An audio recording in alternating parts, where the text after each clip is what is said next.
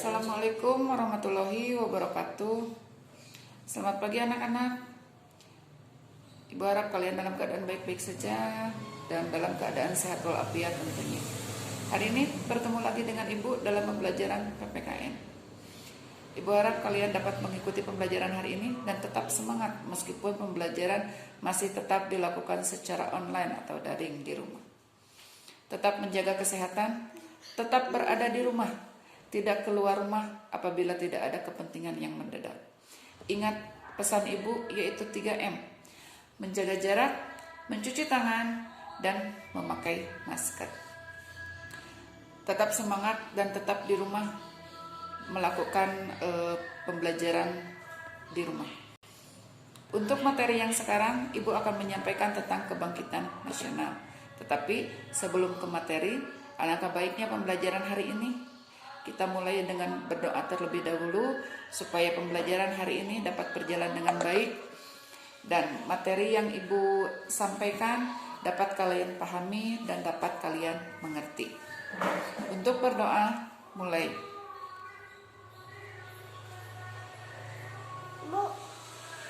Berdoa selesai.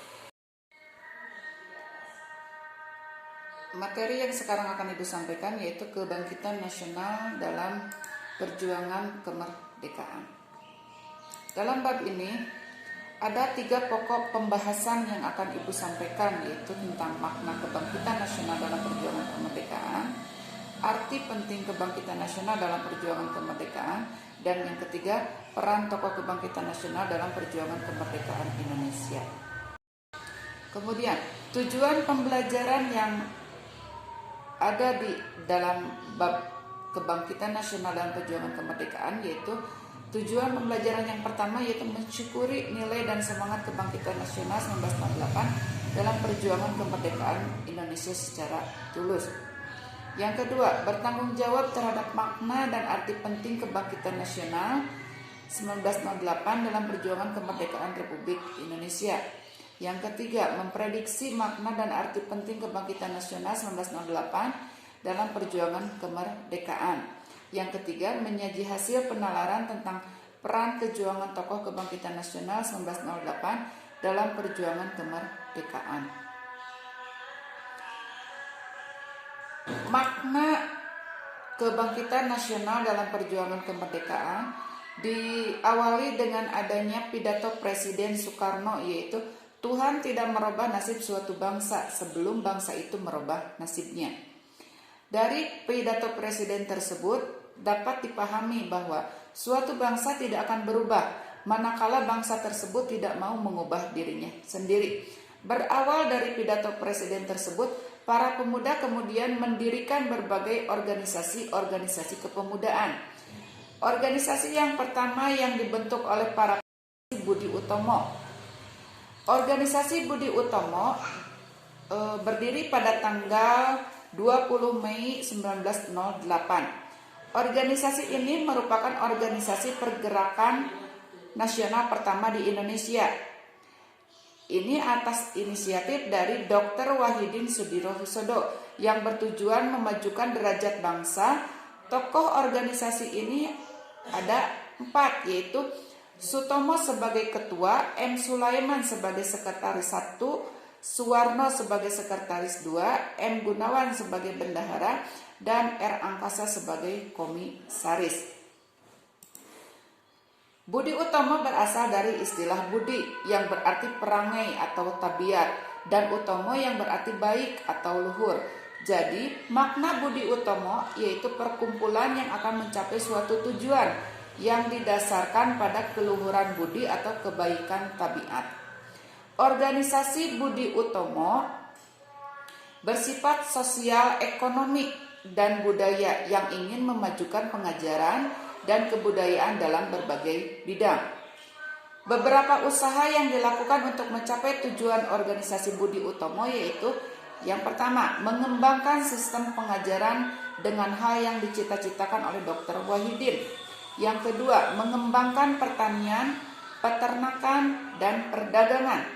Yang ketiga, mengembangkan seni dan industri. Dan yang keempat, menghidupkan kembali dan melestarikan kebudayaan. Pada tanggal 3 sampai 5 Oktober 1908, Kongres pertama di Yogyakarta. Budi Utomo ingin antara lain memajukan pendidikan pribumi. Keputusan pada Kongres pertama yaitu ada dua. Yang pertama, membatasi jangkauan gerak Budi Utomo hanya pada daerah Jawa dan Madura saja. Organisasi Budi Utomo tidak akan melibatkan diri dalam kegiatan politik, mengingat sifat dari organisasi tersebut adalah sosial, ekonomi, dan budaya. Hal ini mengakibatkan Cipto Mangunkusumo mengundurkan diri dari keanggotaan organisasi Budi Utomo. Budi Utomo melibatkan diri dalam kegiatan politik sejak tahun 1915. Saat itu ditunjuklah Dwi Josewoyo sebagai perwakilan Budi Utomo untuk didelegasikan ke Belanda pada bulan Januari 1917. Kegiatan politik Budi Utomo terlihat ketika terbentuknya Volksraad atau Dewan Rakyat. Salah satu bukti bahwa Budi Utomo kemudian bergerak dalam bidang politik adalah menjadi organisasi politik moderat. Selain Budi Utomo, organisasi yang lain juga ada, yaitu Sarekat Islam. Sarekat Islam didirikan oleh Tirto Adisuryo pada tahun 1909 di Batavia, yang dilatar belakangi oleh keprihatinan Tirto Adisuryo terhadap perdagangan pribumi yang kurang mampu bersaing dengan pedagang Tionghoa dan India. Keprihatinan tersebut diutarakan kepada Haji Samanhudi. Akhirnya Haji Samanhudi mendirikan SDI di Solo tahun 1911. Pembentukannya didasarkan pada agama, yaitu agama Islam dan ekonomi, yaitu menghimpun dan memperkuat kemampuan para pedagang Islam agar dapat bersaing dengan para pedagang Tionghoa dan India. Dalam Kongres Serikat Dagang Islam yang pertama di Solo tahun 1912, atas usul Haji Cokro Aminoto, nama SDI diubah menjadi Sarekat Islam. Perubahan nama tersebut untuk memperluas ruang gerak organisasi, sehingga tidak terbatas dalam bidang perdagangan saja, tetapi juga dalam bidang lainnya. Pada tahun 1913, Sarekat Islam mengadakan kongres pertama di Surabaya. Hasil kongresnya adalah mengangkat Haji Cokro Aminoto sebagai ketua terpilih. Sejak Sarekat Islam dipimpin oleh Haji Cokro Aminoto mengalami perkembangan yang pesat. Perkembangan yang pesat didorong oleh beberapa faktor, yaitu 1. Tumbuhnya kesadaran atas sebuah bangsa. 2. Terdapatnya sifat kerakyatan dan dasar agama Islam. Ketiga, meningkatnya kemampuan pedagang Islam untuk bersaing dengan pedagang Tionghoa. Dan yang keempat, keterlibatan dan campur tangan para ulama dalam segi kegiatan Sarekat Islam. Pada tanggal 17 sampai 24 Juni 1916 diadakan Kongres Sarekat Islam Nasional pertama di Bandung. Kongres yang pertama ini dihadiri oleh 80 orang yang merupakan perwakilan dari 80 cabang Sarekat Islam.